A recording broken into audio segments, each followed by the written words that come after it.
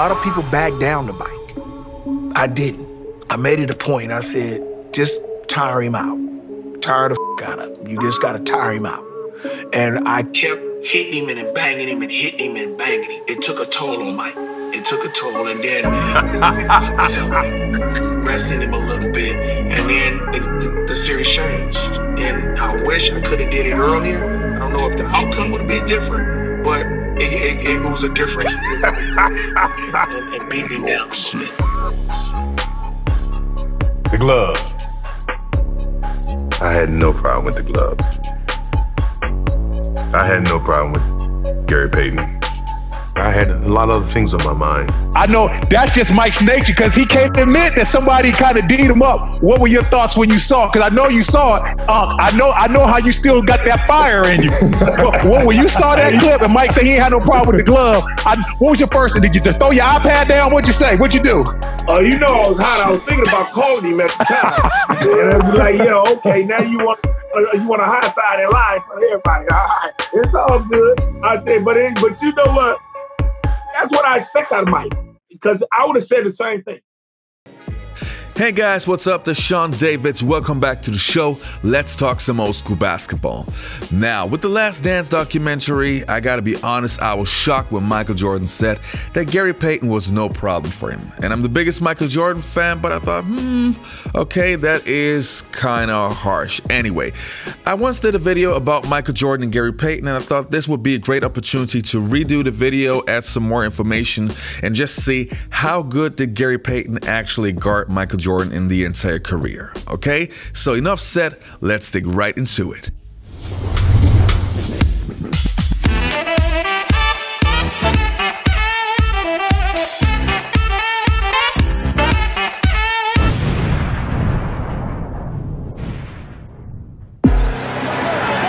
Now the question on the lineup, Jordan trying to organize things. It's Perkins and Rodman. His inside arm. Well, let's see. By Jordan. And now the foul with 3 7/10 seconds remaining. Oh, Payton and Jordan having some words, face to face. And Hoffer guides Payton away. Now Sean Kemp calming Gary Payton down. Well, Michael well aware of the repercussions if he gets into any kind of trash talking or taunting or possible throwing of a fist or a slap. He walks away, and Kemp wisely gets Payton out of there. Now let's stop it right here. Every true old school fan knows this moment. It's the 1996 NBA Finals, and Jordan and Payton are really going at it. If there was a single person left on the planet who didn't know what a great defender Payton was, they sure knew it now. But let's take it slow. Before we take a closer look on Gary Payton's first meeting with Michael Jordan, let's go way back and take a look how he actually made it this far. Gary Payton was born on the 23rd of July in 1986 in Oakland, California. He played high school basketball at the Skyline High School along with former NBA player Greg Foster.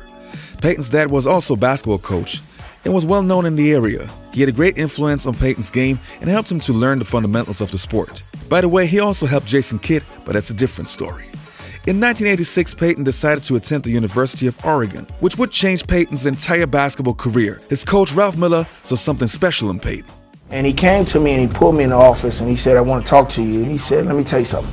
He said, you have the best hand and feet that I ever seen in a basketball player ever. He said, if you want to, you can be the greatest defensive player ever. And this is what he said. And I'm thinking this man is crazy, you know, he's just crazy.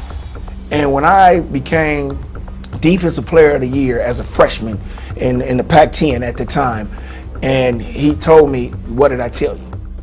I've got a dynasty there. I own almost every record in there. He gave me the opportunity from day one to become the player I was, and I'm very happy that happened. Payton was the second pick of the 1990 NBA draft by the Seattle Supersonics. And even though everybody knew that Payton one day would become a star, he struggled at first. Only when head coach George Karl took over, Payton started to shine and became one of the best point guards in NBA history.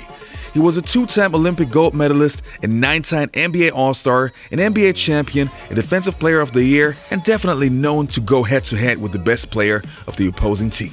So it was only natural that Payton and Jordan would clash someday. On the 17th of November in 1990, Payton and Jordan played against each other for the first time. At that time, Gary was still a rookie and Jordan in his prime. The backcourt for rookie, Gary Payton. Watch out, he got 13, 14, and 19 points. The #2 draft choice in the NBA this year. Look for him to be rookie of the year. It looked like they had McDaniel switching over to play Cartwright. We'll see if Cage doesn't play him. That could change the Bulls' offensive theory around here a little bit. Payton with the basketball, nothing doing out there, and a long pass going by Michael, and here we go. Whoa! Quickly into the front court come the Sonics, the X-Man, Dale Street. Out on the right wing, Payton trying to go on Paxson. He lost the ball, and here comes Michael again with Horace on the wing. All the way to the glass goes Michael Jordan, and it's 6-0 Chicago. Being the competitor Gary Payton was, he was looking for that challenge to guard Michael Jordan. But the result was, well, let's say ugly. Being a rookie, he wasn't ready for the task. Even though Payton guarded Jordan the majority of the game, Jordan scored 33 points in only 27 minutes. He had 4 rebounds and 3 assists, and actually stole the ball 3 times from Gary Payton himself. The glove, on the other hand, only had 2 points, 5 assists, but 4 turnovers. So let's say that one went to Michael Jordan easily. For the next couple of years, it stayed exactly that way. Jordan dominated Payton on both ends of the floor. The first game where Payton actually put up some good numbers and a good fight was on the 19th of November in 1992. Gary, who was now slowly but surely turning into an all-star kind of player, still couldn't stop Jordan, but at least now he was getting some buckets. Go to Michael, posting up. They triple team him. Now Kemp goes away. Over the head to Horace Grant. Horace pushed out of bounds. Back to Michael for 3. On the way and good. Michael's hit his last 3 for only 3 field goals. 34-20 now. Bulls with the lead.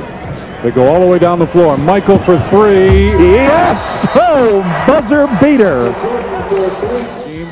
Jordan and Purdue. He shoot over Payton.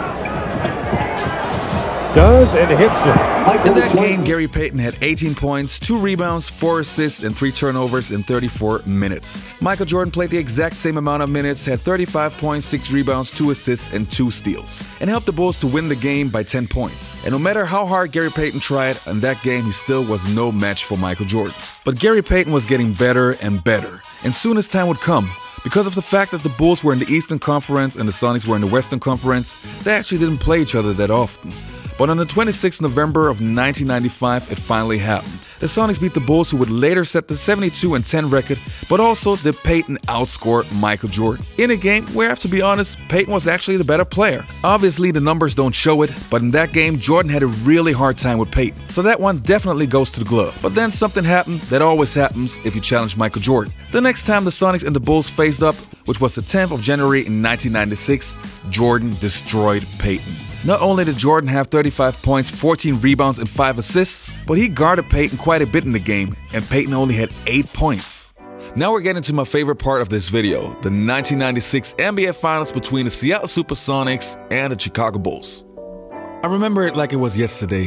What an epic final series. Not only were the Chicago Bulls the best team in NBA history, but also the Seattle Supersonics were incredible with Detlef Schrempf, Sean Kemp, Hersey Harkins, and so on and so on. But especially the matchup with Michael Jordan and Gary Payton was insane. Of course, Michael Jordan was still the most dominant player on the planet and was putting up his numbers, but Gary Payton really made Michael Jordan work for every single bucket.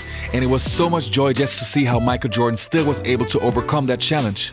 But in all honesty, except for Joe Dumars maybe, I've never seen somebody guard Michael Jordan that well like Gary Payton did in that final series. Me going against Michael Jordan, I wish I could have played him in the first 3 games, but I had torn a muscle in my calf muscle, and George had told me that he didn't want to wear me out and play against him for that period of time. So I was telling George, please let me just play against him, because he, first game he killed us. He had like 36 or 37, and I said, let's do it. And George didn't really want me to do that. And he was like, well, we got a long series, let's just wait. So then he got off, and then we went down 3-0, and I just went into his office, and I just said, look, we don't have nothing else to lose. You gonna let me guard him or not? I'm gonna switch every play that you do anyway, so I'm not gonna go get off of him. He said, do what you gotta do. Well, when we start doing that, what I did was I tried to frustrate him as much as possible. It's not easy, or I knew I couldn't frustrate him. The greatest basketball player that ever played with me. I think what I did was I tired him out. I made him work for a little bit more. He wasn't really used to working that hard to get the basketball, and then after you get the ball, with about 8 or 9 seconds, you still got somebody right into you and making tough shots, and the referees wasn't calling the calls. They were letting us play. So that's why, you know, he likes Joe Dumars so much, because Joe Dumars did what I did to him, and I only get to play him 2 times a year, and he got to play him a lot in the East. So it was a little bit different, and you know, it was a great challenge for me, and I loved it, you know. And then that's when everybody really started recognizing that, you know, I was a great defensive player. So happened I won the Defensive Player of the Year that year, so everybody started understanding, well, yeah, this dude is named the Glove, and he is really good at that. Well, what can you say? Payton wasn't lying. He was very good at that. Just as you mentioned earlier, in the first 3 games, Michael Jordan was killing the Sonics. In the first game, he had 28, in the second 29, and in the third 36. And then from game 4 onwards, you can see Jordan's points drastically declined, 23, 26, and 22, while Payton was actually matching his numbers. So you can see the impact that Payton had in that series. Still, it wasn't enough, and the Bulls became the champion, but you have to respect that kind of a defense. Harper had to come down to double team and let Payton open once again. The call against Chicago. Offensive foul on Michael Jordan for using the right arm. Jordan trying to post up here. The great ones, Jabbar, Bird, McHale, Magic, they all used that. Alright, you guys, I hope you enjoyed this episode. Don't forget to subscribe to the channel, and I guess I'll see you next time. Peace. I'm out.